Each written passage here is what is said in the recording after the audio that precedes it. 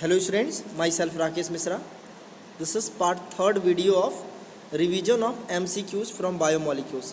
As you all know, biomolecule chapter is very complicated and harder to compare than the previous chapters. So you must have to focus and clear your all concept regarding the biomolecules. As you all know, different kinds of monomeric units for the carbohydrates, different kinds of complex structure of proteins and the structure of DNA, nucleic acid, enzymes, so many things that make this lesson harder. So there are three sets of revision from the biomolecule chapter. In part 1 you have learned the revision of question number 1 to 10. In part 2 you have learned the revision of question number 11 to 20, and this is the part third in which you will learn the question number 21 to 30. So after full sets of revision, after the complete revision, I hope your most of about 99% confusion regarding this lesson is clear, will be clear. So you must have to focus each and every question and write their answer in your copy as according to PDF you got and the video you have got in the channels or also in the WhatsApp groups. So now back to question number 21 and revise them thoroughly. As like the previous video lecture, you will get 5 to 10 seconds in order to think the uh, appropriate answer for the from the multiple choice question from the different options, and later after the complete of video, it means after the complete of full 10 questions of the single video, your marks should be necessary to post in the YouTube links as well as aware me how much you have gained. This is overall your evaluation. So without delay timing, let back over the question number 21 and revise them thoroughly. Now the question number 21. Which of the following is the smallest carbohydrate? Triose. कह रहा है कि smallest carbohydrates क्या है, इसको बताना है.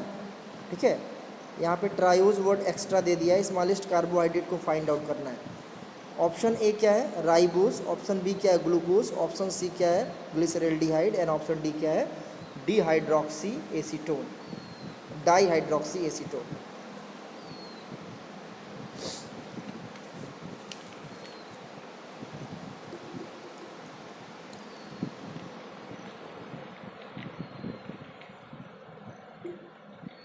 Your time is over. Glyceraldehyde is the smallest carbohydrate. Most of students are confused regarding the glucose. Actually, according to CnH2ON, according to this formula, the glucose is hexose sugar C6H12O6. Smallest sugar is C3H6O3. It can be write as CHO CH2 CH3. This is the formula of glyceraldehyde. So this is the aldehyde group and the aldehyde is the glyceraldehyde is the smallest sugar. इसको दिमाग में बैठा लीजिए. बहुत सारे student confuse रहते हैं, glyceraldehyde की जगह पे ग्लूकोज करके आ जाते हैं. नेक्स्ट है question number 22. Which of the following is reducing sugar? Dihydroxyacetone, erythrulose, glucose, all the above.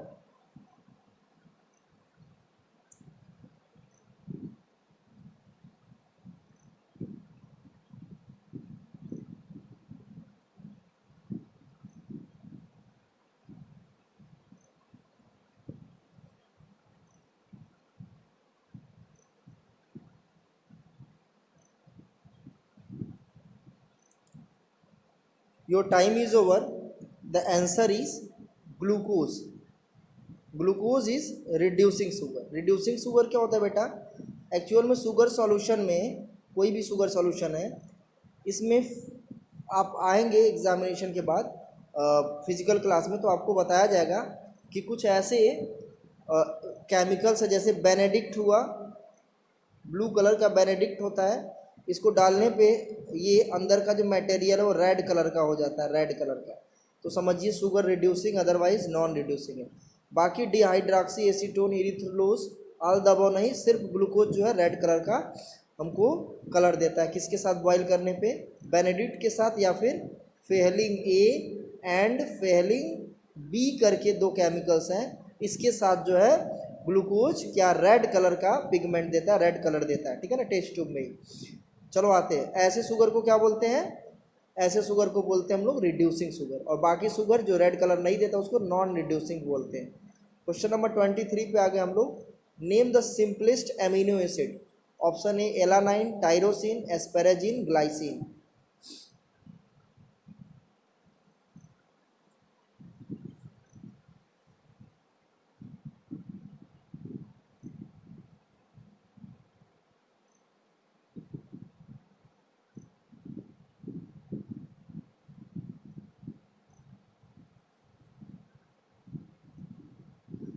Your time is over. Answer is glycine. Glycine has the smallest amino acid. आपको क्या बताया गया था? स्मॉलेस्ट अमीनो एसिड ग्लाइसिन का। The simplest, not smallest, simplest का मैंने बताया था फॉर्मूला ऐसे NH2 COOH, ठीक है। यहाँ पे क्या हो जाएगा? H। अगर ये H रहेगा, ठीक है, H रहेगा तो ये ग्लाइसिन का फार्मूला है, ग्लाइसिन। और ये सिंपलेस्ट जो है क्या है? ये सिंपलेस्ट एमिनो एसिड्स है, इस पे आपको फोकस करना है। ये सिंपलेस्ट एमिनो एसिड है। H की जगह पे कुछ और रहेगा, ठीक है, H की जगह पे अगर कोई और रहेगा तो धीरे धीरे कॉम्प्लिकेटेड होता जाएगा। H से सिंपलेस्ट जो है कोई और एलिमेंट नहीं है, इसलिए H फिट कर देने पे ये पूरा स्ट्रक्चर जो है किसका हो जाता है? ग्लाइसिन का हो जाता है, ठीक है ना। चलो आते हैं next. The term enzyme was coined by Urey Miller, Pasteur, Kuhne and बचनर।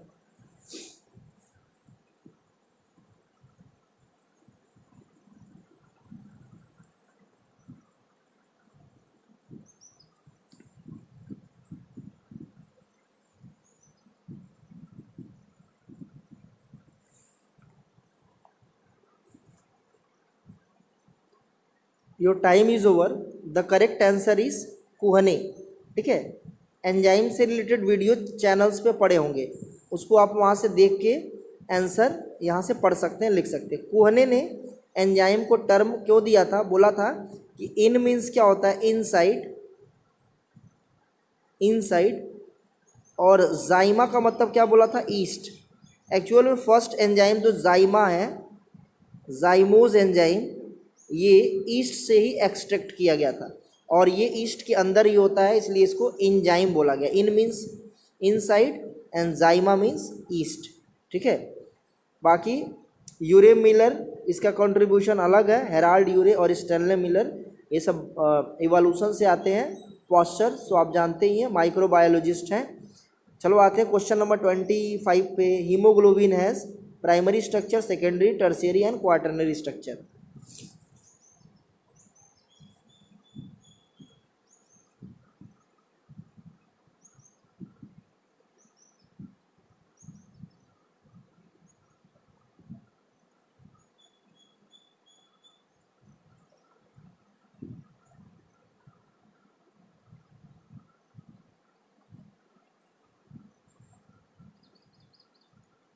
Your time is over. Hemoglobin has quaternary structure. Keep in mind, primary structure simple insulin, secondary structure आपको बताया गया था। सेकेंडरी स्ट्रक्चर जो है hormones वगैरह आते हैं, ठीक है। टर्शियरी स्ट्रक्चर एंजाइम, और क्वाटरनरी स्ट्रक्चर क्या है? ये हीमोग्लोबिन है, ठीक है। इसको आपको दिमाग में रखना है और यही पढ़ना है आगे। क्वाटरनरी स्ट्रक्चर इनेबल्स क्या करता है? हीमोग्लोबिन का स्ट्रक्चर, ठीक है। क्वेश्चन नंबर 26 पे आ गए। Which of the following is phospholipid? Sterol, cholesterol, lecithin, steroids.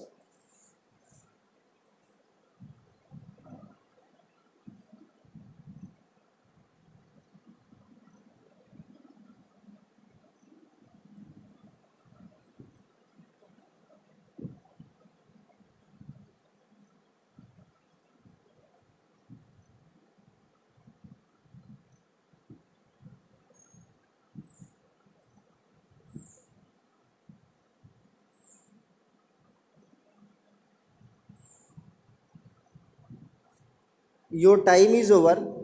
The answer is lecithin, ठीक है, फॉस्फोलिपिड लेसीथीन। आपको बताया था जब मैं लिपिड्स के बारे में बता रहा था, 11th में ही है, बायोमोलिक्यूल्स चैप्टर में ही, जब फॉस्फोलिपिड्स के बारे में बताया था तो क्या बोला था, लेसीथीन जो है, लेसीथीन ये फॉस्फोलिपिड्स के एग्जाम्पल है, ठीक है। और इसके बारे में मैंने बोला था कि इसको आपको अच्छे से लर्न कर लेना है लेसीथीन के बारे में, ठीक है। चलो अब आगे आते हैं next. What will be the formula of heptose sugar, C7H16O7, C7H14O6, C7H14O7 and last one C7H14O8.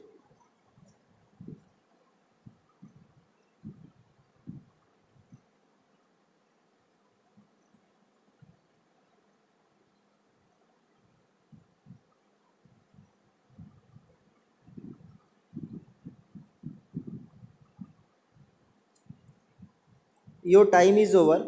The answer is C7H14O7. Formula क्या है बेटा, CnH2ON। N क्या है, हेप्टोज। हेप्टोज में हेप्टा में 7 यूज होता है, ठीक है। तो यहाँ पे N इज इक्वल टू, अगर आप 7 ले रहे हैं तो क्या होगा, C7H2O7। अब यही हो जाएगा आपका C7, ये 7 × 2 इज इक्वल टू कितना हो जाएगा, H14 और O7, ठीक है।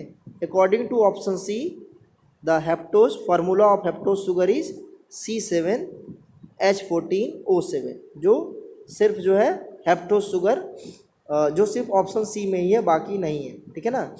चलो आते हैं next. Branched chain structure of carbohydrates are common in starch, cellulose, insulin, glycogen.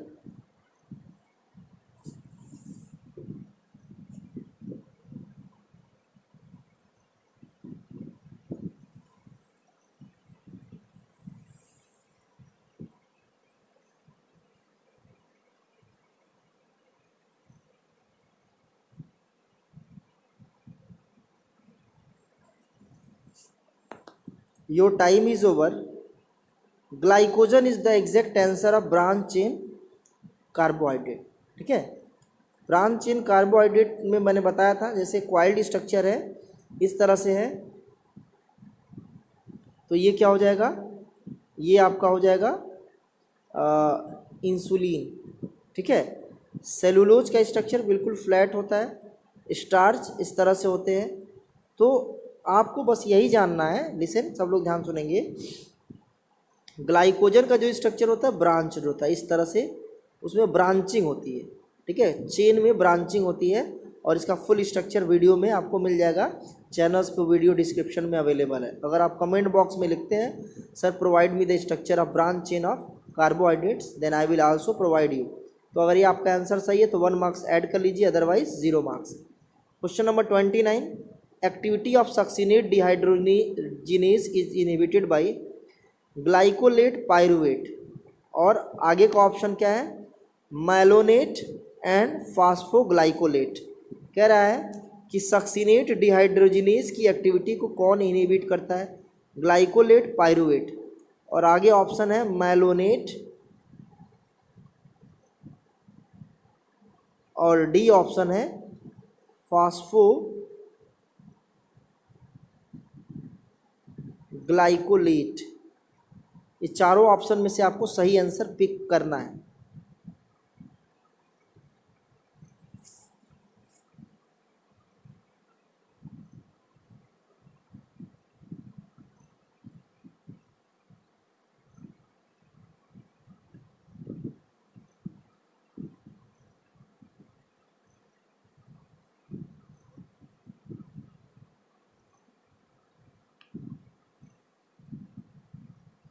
Your time is over. Glycolate, pyruvate और फास्फोग्लाइकोलेट, ये आंसर गलत है। मैलोनेट बिल्कुल सक्सिनेट की तरह से, सक्सिनिक एसिड की तरह से दिखता है, जो एंजाइम है सक्सिनेट डिहाइड्रोजिनेज। मैंने क्या बोला था कॉम्पिटिटिव इनहिबिटर के बारे में, कि कोई सबस्ट्रेट है और उससे मिलता जुलता कोई एंजाइम है, ये उससे मिलता जुलता क्या है, एंजाइम है, लेकिन अगर उसी सिस्टम में सबस्ट्रेट से मिलता जुलता कोई दूसरा सबस्टेंस आ जाता है तो उसको हम लोग बोलेंगे कॉम्पिटिटिव इनहिबिटर। क्या बोलेंगे? Competitive inhibitor. और वो उससे पहले ही, इस सबस्ट्रेट से पहले ही जाकर के ये जगह फिल कर देता है, जिससे ये सबस्ट्रेट को जगह नहीं मिल पाता है और ये क्या होता है, एंजाइम की एक्टिविटी ब्लॉक हो जाती है, एक्टिव साइट ब्लॉक हो जाता है। तो सही आंसर क्या है? मैलोनेट, जो सी आंसर में था। ठीक है, लास्ट क्वेश्चन पे आते हैं, क्वेश्चन नंबर 30 पे। क्वेश्चन नंबर 30 क्या है? Non proteinous part of an enzyme is prosthetic group, apoenzyme, cofactor, को enzyme.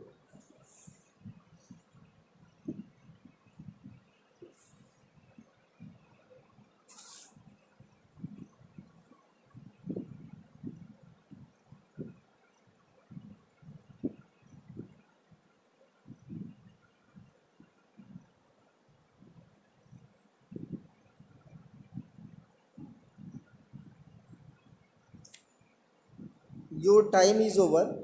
Cofactor is the right answer. Prosthetic group, apoenzyme और को एंजाइम ये नॉन प्रोटीनस पार्ट नहीं। Non proteinous part क्या है? Cofactor. ठीक है, इस दिमाग में रखना, cofactors are the non proteinous part. अगर इससे रिलेटेड वीडियो चाहिए एंजाइम के क्लासिफिकेशन तो चैनल्स में पड़े हुए हैं। मैंने इसको बताया था आपको कि सबसे पहले एंजाइम दो पार्ट होते हैं, सिंपल एंजाइम और कंजुगेट एंजाइम।